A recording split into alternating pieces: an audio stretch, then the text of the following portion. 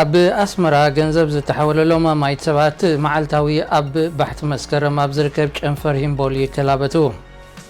ኣብ ኤርትራ ክሳብ ዝሓለፈ ዓመት ልዕሊ 21,000 ተጠቐምቲ ፌስቡክ ተመዝጊቦም። ብምኽንያት ባጀት ማዓስከር ስደተኛታት ሕጻጽ ምዕጻው ምኹንያ ኣይኮነን ክብል ተጸዋዒ ስደተኛታት ገሊጹ። ሰላም ዝኸበርኩም ተኸታተልቲ፣ እዚ ኣብ ከተማ ፓሪስ ካብ ዝርከብ ስቱድዮና ዝዳሎ ንኤርትራን ከባቢያን ዝደስስ ሰሙናዊ መደብና እዩ። ኣብዚ መደብ እዚ ብተወሳኺ ነበርቲ ከሰላ ሰዓታት እቶቶ ብምጥሓስ ንሲቪላዊ ምሕዳር ዘለዎም ደገፍ ንምግላጽ ሰላማዊ ሰልፊ ኣካይዶም። ኣፍሪቃ ካብ ሕመም ፖልዮ ናጻ ኮይና ተባሂሉ። ሱዳን ካብ መዝገብ ሽበራ ዝምውላ ሃገራት ክትእለ ተስፋ ኣለዋ ክብል ቀዳማይ ሚኒስተር ዓብደላ ሓምዶክ ገሊጹ ዝብሉ ፍጻሜታት ክንደስስ ኢና። ክሳብ ፍጻሜ ምሳና ክትጸንሑ ዝዕድመኩም ቢንያም ስሞኔ። ሰናይ ምክትታል።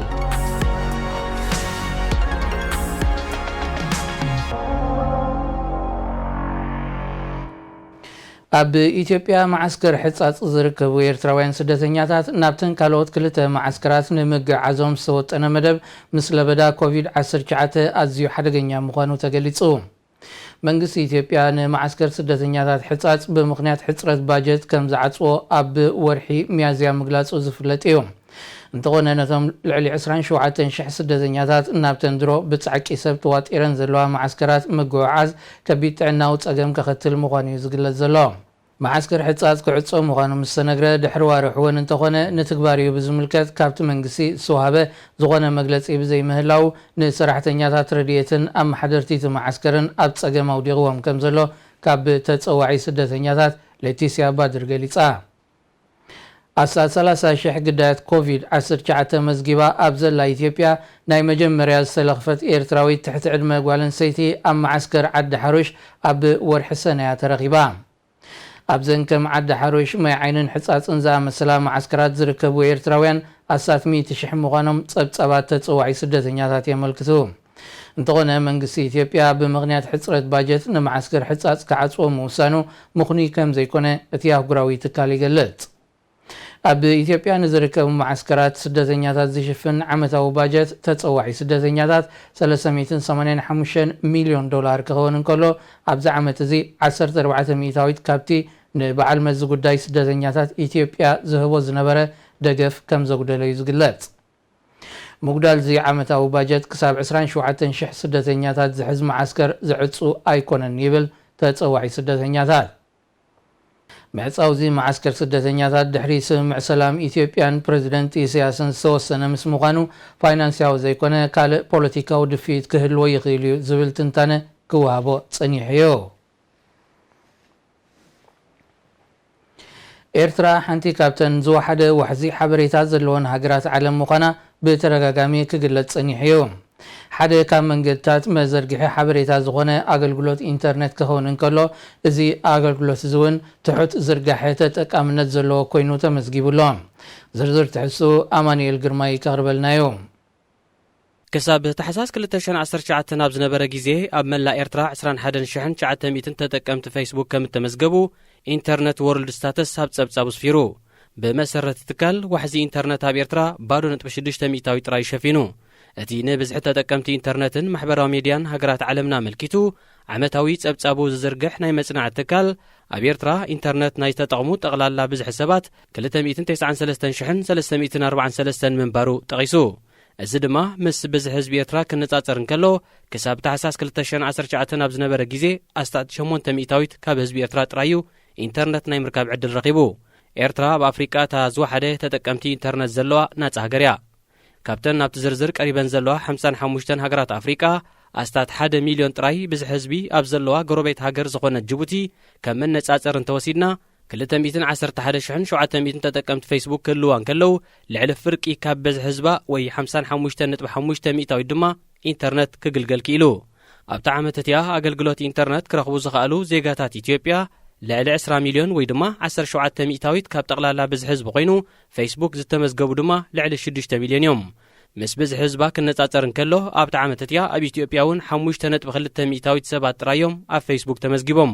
ኣብ ኣፍሪቃ ዝሓለፈ ዓመት ዝበዝሑ ኢንተርኔት ተጠቕሙን ፌስቡክ ዝተመዝገቡን ዜጋታት ዘለዋ ሃገር ሊብያ ኮይና ካብ ስታት 6.8 ሚልዮን ብዝሕዝባ እቲ 74% ይበጽሕ። ኣብ ምብራቕ ሱዳን ከተማ ከሰላ ብሰንኪ ቀቢላዊ ግጭታት ዝተኣወጀ ሰዓታት እቶቶ ብምጥሓስ ህዝቢ ንሲቪላዊ ምሕዳር ዘለዎ ደገፍ ንምግላጽ ሰፊሕ ሰላማዊ ሰልፊ ካይዱ እቲ ብረቡዕ 26 ነሓሰ ዝተኻየደ ሰላማዊ ሰልፊ ተመዚዙ ዘሎ ሳልሕ ዓማር ዝተባህለ ማሕዳርታ ከተማ ብዝቐልጠፈ ካብ ካርቱም ናብ ከሰላ ክመጽእ ዝጠልብ እዩ ሓደ መዓልቲ ቅድመቲ ሰላማዊ ሰልፊ ደገፍቲ ናይ ዝሓድሻ ማሕዳር ዝኾኑ ቀቢላ ቤን ዓመርን ተቃወምቱ ሃደንድዋን ግጭት ብምክያዶም ናይ ዝተቐትሉ ሰባት ብዝሒ 3 ክበጽሕ እንከሎ ልዕሊ 20 ድማ ቆሲሎም እዮም ኣብ ካርቱም ዝርከብ ሓድሽ ተመዚዙ ዘሎ ማሕዳሪ ከሰላ ሳልሕ ዓማር ካብ ቀቢላ ቤን ዓመር ኮይኑ ናይ ውትድርና ድሕረ ባይታ ዘለዎ እዩ ይኹን እምበር ኣብዚ እዋን እዚ ነቲ ኣቐዲሙ ዝነበረ ወተሃደራዊ ምሕዳር ዞባ ብምትካእ ሲቪላዊ ኣገልግሎት ክህብ ምዃኑ እዩ ዝጥቀስ ኣብታ ከተማ ደገፎም ዝገለጽሉ መብዛሕትኦም ካብ ቀቢላ ቤን ዓመር ዝኾኑ ኣሽሓት ሰልፈኛታት እቲ ማሕዳሪ ኣብ ውሽጢ 72 ሰዓታት ናብ ከሰላ ክመጽእ ጠለብ ኣቕሪቦም ኣለዉ ኮሚቴ ጸጥታ ዞባ ከሰላ ድሕርቲ ዝተኻየደ ተደጋጋሚ ግጭታት ክሳብ ዓርቢ 28 ነሓሰ ዝጸንሐ ናይ 3 መዓልታት ሰዓታት እቶቶ ኣውጅ እኳ እንተነበረ ነበርቲ ከሰላ ነዚ ብምጥሓስ እዮም ሰላማዊ ሰልፊ ካይዶም ኣብታ ከተማ ድሕሪ ዝተኻየደ ሰላማዊ ሰልፊ ኣብ መንጎቶም ካብ ብሄረ ቤጃ ዝኾኑ ቀቢላታት ቤን ዓመርን ሃደንድዋን ወጥሪ ሰፊኑ ከም ዘሎ ናይ ዓይኒ መሰኻኽር የመልክቱ ኣብ ወጻኢ ሃገራት ዝርከቡ ኤርትራውያን ናብ ቤተሰቦም ዝልእክዎ ገንዘብ ብዝተፈላለዩ መንገድታት ክኸይድ ጸኒሑ እዩ እንተኾነ ምስ ምድራት ምንቅስቓስ ህዝብን ዝርጋሐ ባጤራ ናቕፋን ናይ ሸርፍን ሓዋላን መስርሕ ብናይ ህግደፍ ትካል ሂምቦል እዩ ዝካየድ ዘሎ ትካል ሂምቦል ነዚ ናይ ሓዋላ ስራሕ ብሒቱ ወዳእያሃሉ እምበር ንህዝቢ ግቡእ ኣገልግሎት ይህብ ከም ዘየለዩ መረረ ዝቐርብ ዘሎ ዝርዝሩ ኣማኒኤል ግርማይ በጉልባብ ለበዳ ኮሮና ቫይረስ ድሕሪ ዝተኣወጀ ምዕጻውን ምንቅስቓስ ሰባትን ንኹሉ እቲ ካብ ወጻኢ ሃገራት ናብ ኤርትራ ዝካየድ ዝነበረ ሸርፍን ሓዋላን ብሒቱ ዝርከብ ናይ ህግደፍ ትካል ሂምቦል ህዝቢ ካብ ወጻኢ ዝተላእከሉ ገንዘብ ንኸውፅእ የከላብተዎ ምህላው ምንጭታት ሬድዮ ኤረና ሓቢሮም ኣብ ከተማ ኣስመራ ብነፍሲ ወከፍ መዓልቲ ኣብ ሜዳ ባሕቲ መስከረም ኣብ ዝርከብ ጨንፈር ሂምቦል ኣስታት 500 ሰባት ካብ ወጻኢ ዝተላእከሎም ገንዘብ ንምውፃእ ሪጋ ተሰሪዖም ከም ዝውዕሉ እውን እቶም ምንጭታት ኣረድዮም ተቐበልቲ ገንዘብ ሪጋ ብምብዝሑ ክመላለሱ ዝተረእዩ ከም ዘለው ዘመልከቱቶም ምንጭታት ናይ ስማት ጌጋ ይኹን ካልእ መስርሕ ንምቕያር ኣብ ዝሕተትሉ ድማ እቶም ኣብ ወጻኢ ዝርከቡ ነቲ ገንዘብ ዝሓወሉ ተወሳኺ $10 ክኽፍሉ ከም ዝግደዱ ኣገንዚቦም ኣብዚ ሕጋዊ ሓዋላን ሸርፍን ተዋፊሮም ጸንሑ ዝተፈላለዩ ወገናት ኣብዚ እዋን እዚ መንገዲ ወከልቲ ህግደፍ ኣቢሎም ናብ ሂምቦል ይልእክዎ ከም ዘለው ይፍለጥ በጉልባብ ኮሮና ቫይረስ ንጥፈታት ሓያሎ ትካላት ደስኪሉ ምስ ምህላው ካብ ከተማታት ወጻኢን ዝርከቡ ስድራ ቤታት እቲ ገልታዕታዕ ብዝያዳ ብኢሱ ይርከብ መንግስቲ ንዑደት ባጤራ ናቕፋ ደሪቱ ንመጠን ሸርፊ $1 ኣሜሪካ ናብ እስታት 15 ናቕፋ ከውርዶ ክኢልሎ ይኹን እምበር ኣብ ኤርትራ ዘሎ ዕዳጋታት ምስ መጠን ናይ ወጻኢ ሸርፊ ክረአ እንከሎ መግብታትን መሰረታዊ ሃለኽቲ ነገራትን ካብ ናይ ሃገራት ኤውሮጳን ኣሜሪካን ብልዕሊ ዕፅፊ ይዛይድ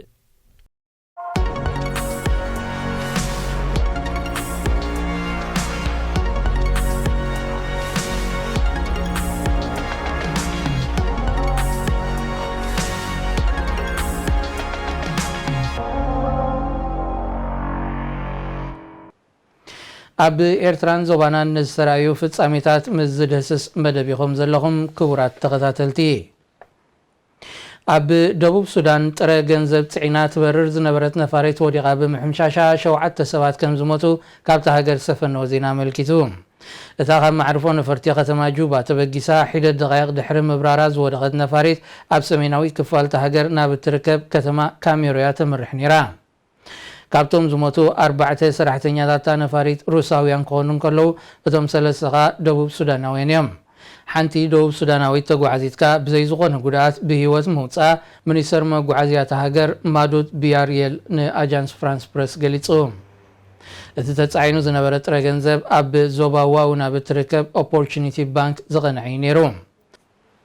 ጠንቅቲ ሓደጋ ዛጊት ብወግዒ ተገልጸን እንተኾነ ኣብ ደቡብ ሱዳን ኣብዘን ሒደት ዓመታት ጥራይ ሰብን ንብረትን ዝፀዓና ነፈርቲ ብተደጋጋሚ ወዲቐን ከም ዝተሓምሸሻ ጸብጻባት ሚኒስትሪ መጓዓዝያት ሃገር የመልክት ሱዳን ካብ መዝገብ ሽበራ ዝምውላ ሃገራት ክትሕከኽ ተስፋ ከም ዘሎ ቀዳማይ ሚኒስተር ዓብደላ ሓምዶክ ገሊጹ እቲ ቀዳማይ ሚኒስተር ነዚ ዝገለጸ ብጸሓፊ ጉዳያት ወጻኢ ማይክ ፖምፔዮ ዝምራሕ ላዕለዋይ ልኡኽ ኣሜሪካ ኣብ ሱዳን ታሪኻዊ ምብጻሕ ድሕሪ ምክያድ እዩ እቲ ላዕለዋይ ልኡኽ ምምሕዳር ትራምፕ ብ25 ናሓሰ ካብ እስራኤል ተበጊስዩ ናብ ሱዳን ቀጥታዊ በረራ ብምክያድ ምስ ቀዳማይ ሚኒስትር ዓብደላ ሐምዶክን ካልኦት ላዕለዎት ሰበስልጣን ሃገርን ዘተካይዱ ኣብቲ ዘተ ቀንዲ ዝተተኮረሉ ነጥብታት ሱዳን ካብ መዝገብ ሽበራ ዝምውላ ሃገራት ክትእለ ከምኡ ድማ ምስ ኢትዮጵያን ግብፅን ናብ ስምምዕ ክብፃሕ ዘይተኻእለ ጉዳይ ኣጠቓቕማ ናይልን ኢትዮጵያ ተሃንፆ ዘላ ኣዲጋ ተሃድሶን እዮም ቀዳማይ ሚኒስትር ኢትዮጵያ አብይ አሕመድ እውን ላዕለዋይ ልኡኽ መንግስቲ ኣሜሪካ ስዒቡ ናብ ካርቱም ብምብፃሕ ምስ ቀዳማይ ሚኒስትር ዓብደላ ሐምዶክን ካልኦት ሰበስልጣንን ተመሳሳሊ ዘተ ምክያዱ ተሓቢሩ ኣሜሪካ ካብ 1990ታት ሒዙ ንሱዳን ኣብ መዝገብ ግብረ ሽበራ ዝምውላ ሃገራት ኣስፊራታ ከም ዘላ ይፍለጥ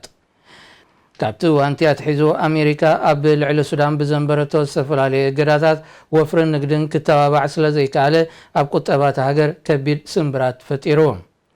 ሰሜን ኮርያ ሶርያን ኢራንን እውን ምስ ሱዳን ብሓባር ኣብቲ መዝገብ ሰፊረን ይርከባ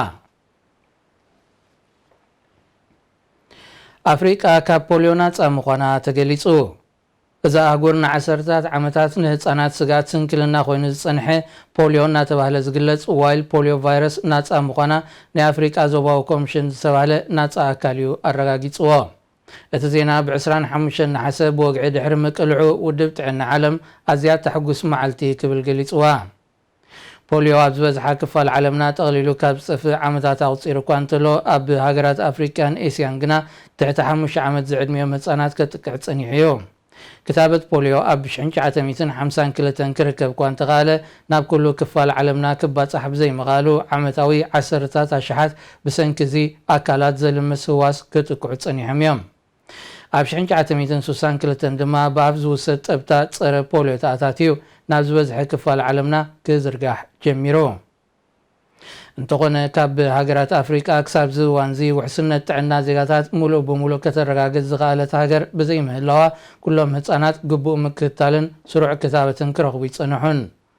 حورات هاجرات مس مشاركتي بمغان أب أفريقيا كاب زتاتاتو ناي شتوتات ميلينيوم تلوخو سرع كتابة بمركاب موتن سنكلنا هتسانات منكاي زبلي ركبو أبزوان زدما أفريقيا كاب بوليو ناس أخوينا مهلوا تجلس كوانتلو نزيادة نتصورنت بوحدو كلت عامتات مكتال كتل كم زلوا كيلاتات يتوسو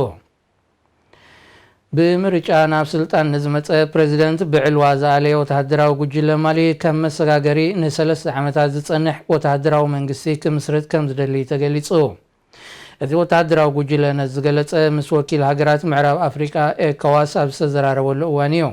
ببريزيدنت نيجيريا نبر جودلاك جوناثان سمرح وكيل إيكواس بعسران 24 نحسيو مسي وتهدراو جوجل عصو زتكايدو أبتي نوع ساعات زوصل زت إتي وتهدراو جوجل كاب زغربو نتبتات حرقتات كجبر كم سسامع أفنيو كورنيل إسماعيل واق تغيسو انتقنت لوخ إيكواس بوتهدراو جوجلن زغربه ناي مسامع نتبتات نقولو كم زي تقبلو دبلوماسيات أنفيتهم نفس مع زغربه نتبتات بزرزر كوانت زي تفلت تأثير زلو بريزيدنت بزغلت كفتحن سلطان نفسي بلاو من قصة زبل نتبتات كم زركبو تملكتو كبرات تغداتلتي نايلومي نيرتران زوبانان زدسس سومناوي مدبنا أبزي تزازيمو الله مسانا بمتصنحكم باسمين باسم أدالوتي زمدبن مسقانين نغربكو زفانوكم بينام سموني سلام كناه